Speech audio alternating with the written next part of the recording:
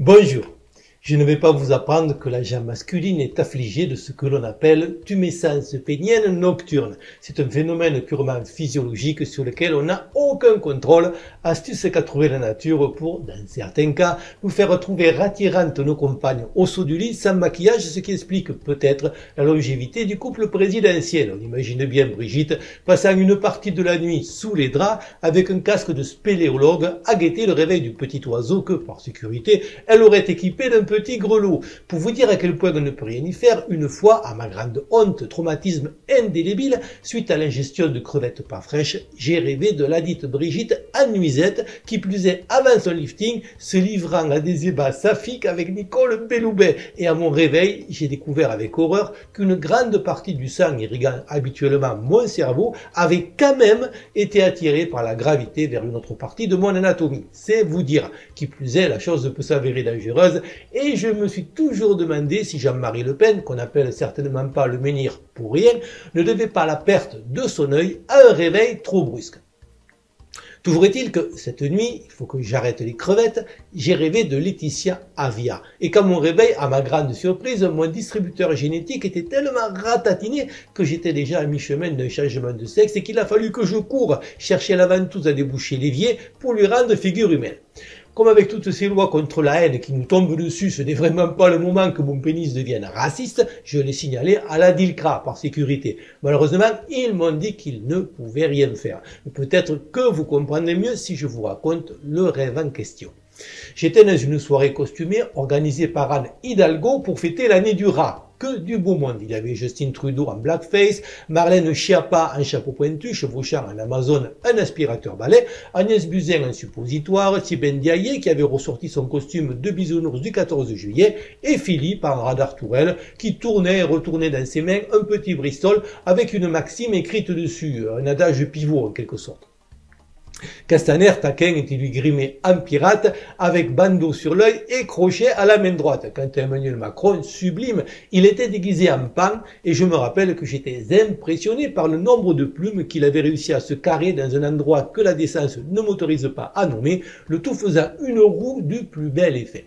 Pour ma part, j'étais tout sobrement déguisé en chauffeur de taxi. Grosse erreur, car tout d'un coup, Laetitia Avia est arrivée très sexy avec pour tout vêtement un pull mohair 100% pure haine, très certainement vierge. À côté de moi, un type déguisé en Diogène avec un tonneau et des lunettes de soleil, pris d'une crise de panique, s'est enfui en courant. Faisant subtilement s'entrechoquer les glaçons d'un verre de whisky posé sur une table basse à l'autre bout de la pièce, elle s'est avancée vers moi, la bouche pleine de dents, et tandis que je demeurais tétanisé, après quelques suçons dans le cou aux allures d'apéritif, elle est partie en exploration. C'est là que je me suis réveillé en hurlant au moment où elle descendait, ma fermeture éclair. Quand je pense que pour nos ancêtres, le courage c'était d'aller affronter des tigres à dents de sabre ou de se battre à l'épée contre des hordes barbares, à des époques où il est vrai, allez savoir pourquoi, il n'y avait pas de féministes pour réclamer une égalité de traitement, mis à part peut-être Jeanne d'Arc, les autres damoiselles en ces temps archaïques, pucelles ou non, préférant généralement être derrière les fourneaux que dans les braises. Occasion de rappeler, alors qu'on commémorait récemment l'indicible au sens propre, loi Guesso oblige, que, outre leur propension au barbecue, ce sont aussi nos amis brexiteurs, à qui certains lobbies de la repentance foutent pourtant une paix visiblement plus royale que Meghan Markle, qui, certainement inspirés par le fameux shérif de Nottingham, ont lancé la mode du port de l'étoile jaune, obligeant dès 1222 les juifs d'Oxford à la portée de l'indifférence notable d'un Robin des Bois, sinon antisémite, en tout cas qu'on n'a pas vu beaucoup sur ce coup-là, avis à Disney pour une suite. En filiation directe avec le traumatisme de la Shoah, érigé en véritable religion et administré en suppositoire depuis la maternelle à tout citoyen de notre brave République qui sinon laisserait dormir les morts en paix, cette énième loi contre la haine, qui a autant de sens qu'une loi contre la peur ou la transpiration des pieds qui, elle, contrairement aux idées, peut être nauséabonde, cette loi méconnaît une vérité fondamentale. La haine n'est pas l'opposé de l'amour, mais l'opposé de l'humour, lequel ne peut fonctionner sans une dose de moquerie qui trouve ses ressorts dans l'autodérision, car quand on se moque des autres, quelque part, on se moque de soi, ce qui nous amène à prendre conscience de nos propres limites et à ne pas chercher ailleurs le bouc émissaire présumé coupable de nos échecs sur lequel on déversera justement de la haine. Donc, moins on a d'humour, plus on a de haine. Et les gens derrière cette loi n'ont aucun humour. Pour eux, broyer du noir est pris au premier degré et parler de nouveau-né, même dans une maternité, peut s'avérer antisémite. En résumé, plus on censure la soupape qu'est l'humour et la parole en général, plus on attise la haine. Ugo Tognazzi et la cage aux folles, en caricaturant les gays et les rendant sympas, ont fait plus pour la cause homosexuelle que toutes les gay pride et les associations communautaires arrogantes, lesquelles donneraient, au contraire, plutôt envie de leur carrer leur drapeau arc-en-ciel dans leur centre d'intérêt préféré, s'il y restait encore de la place. L'immonde crapule qu'était Jacques Chirac était néanmoins appréciée parce qu'elle a laissé les guignols de l'info se foutre d'elle pendant des années. On pourrait multiplier les exemples. En tablant sur la haine plutôt que sur l'humour, certes, on augmente les bénéfices de ceux qui la dénoncent, d'autant plus qu'ils en vivent et que ce sont eux qui s'arrogent le droit de déterminer subjectivement ce qui en est et ce qui n'en est pas, mais c'est un jeu dangereux, la dite haine pouvant au final se retourner contre eux. Et c'est ce qui arrive à Macron, trop imbu de lui-même pour supporter que le peuple se moque, et qui non seulement pourrait ne pas finir son mandat, mais vu la radicalisation des messages dans les manifestations, ne pas le finir vivant dans la plus pure tradition républicaine. Pas sûr dans ces conditions que serrer un peu plus à vis une cocotte minute sous pression soit la meilleure solution, mais il essaie quand même, persuadé que plus c'est gros, plus ça passe, raison pour laquelle, diront les mauvaises langues, ils ont choisi Avia, laquelle, au figuré ce coup-ci, en fait des tonnes, preuve que la République est peut-être en régime, mais que ça ne vaut pas Weight Watchers. Ils n'ont peut-être pas tort quant aux raisons du choix, car après que la loi Pleven, encore un banquier, la loi attribuée aux rondouillards communistes guessos et leurs nombreuses descendances ait rendu intouchable une partie de la population, ce qui, contrairement à l'Inde, est plutôt un avantage, il faut reconnaître qu'on s'est ingénié à faire reporter une bonne partie des lois les plus impopulaires par une personne issue d'une minorité quelconque. Taubira, Dati, El Khomri et maintenant Avia.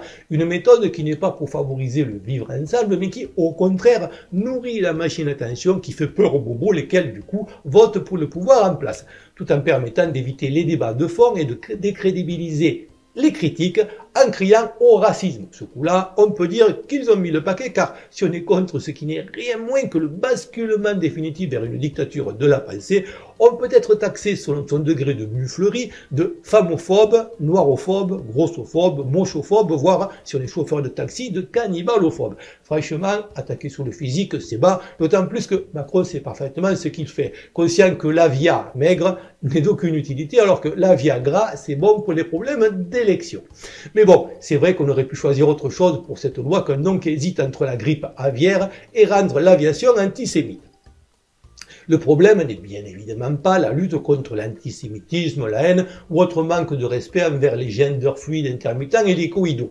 Tout le monde n'ayant pas la chance d'avoir des loisirs comme la chasse aux papillons ou la reproduction de Notre-Dame à l'échelle en allumettes.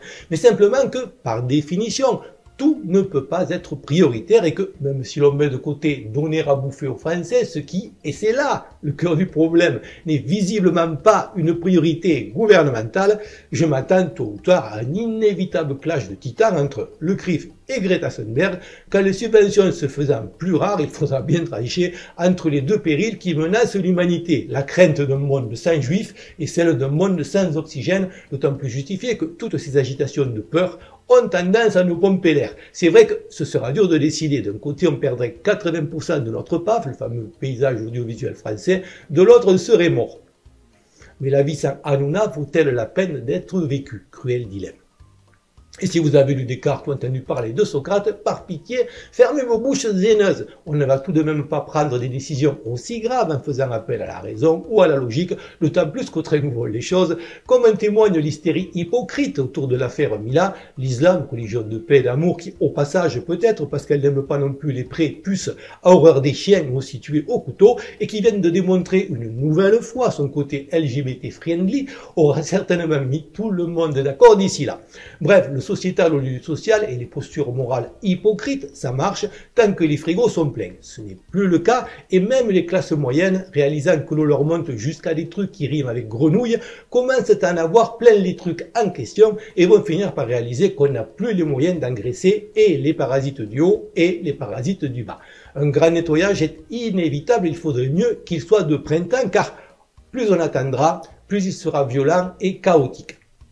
Mais qu'on le veuille ou non, la réalité nous rattrape et je vois mal comment de nouvelles lois contre la haine et autres cassages de thermomètres pourraient empêcher quoi que ce soit.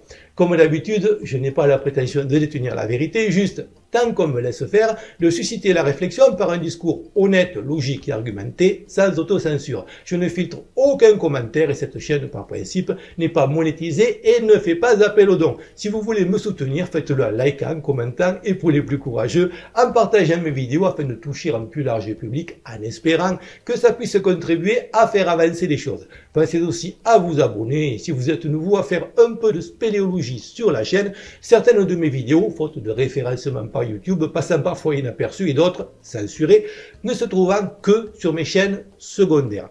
Merci encore à tous pour votre fidélité et vos encouragements et à bientôt, j'espère. Enfin.